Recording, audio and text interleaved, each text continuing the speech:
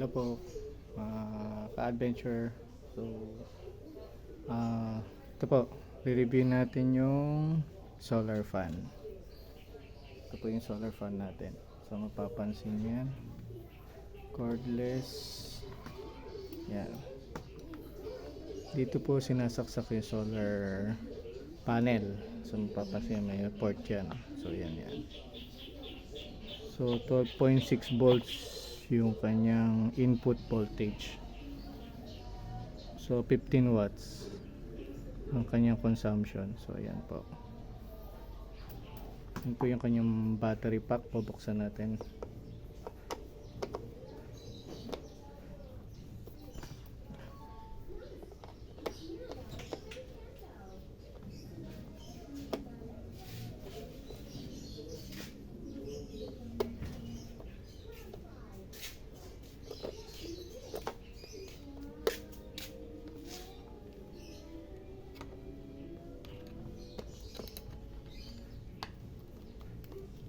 So yan po kanyang battery pack. So 12 volts, normal voltage 12 volts, manufactured June 9, 2022 yung battery nya.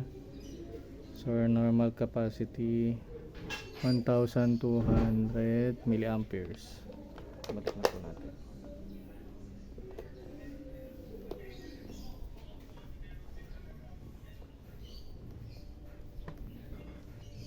So yan po, testing natin. Diba po, umaandar. Tanggalin natin yung cord sa solar. So wala na siyang cord, pero umaandar pa rin.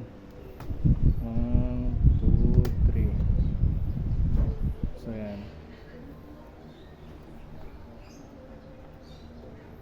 Susaksak na po natin sa solar. Yan, pansin nyo po. So umaandar siya. Ang kanyang solar panel po ay yan po, nasa taas. Yun, kinabit na po natin yung solar panel niyan. Medyo malaki siya na solar panel comparing to sa mga luma na maliliit yan. So ang kanyang input voltage ay 18 volts maximum voltage ng solar panel. So pwede rin po siyang isaksak sa AC. Meron din po siyang AC na saksakan.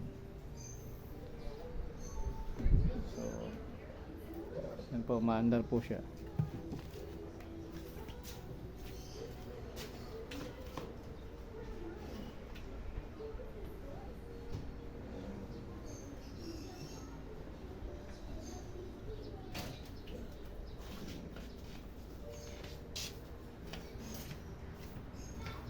So pag na-discarga siya, meron po siyang kasamang charger, lithium ion charger na 12.6 volts. Ayan po.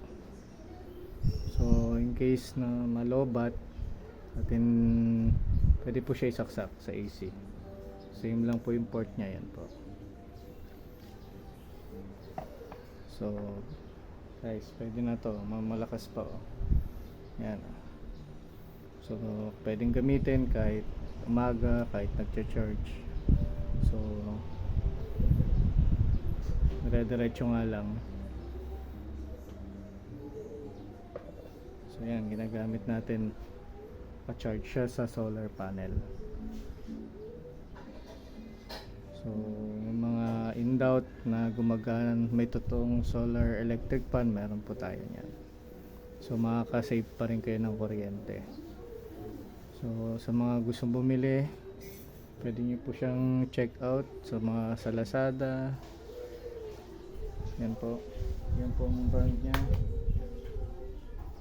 May Mete. Yan po ang brand name. So guys, tingnan nyo naman. Hindi siya fake.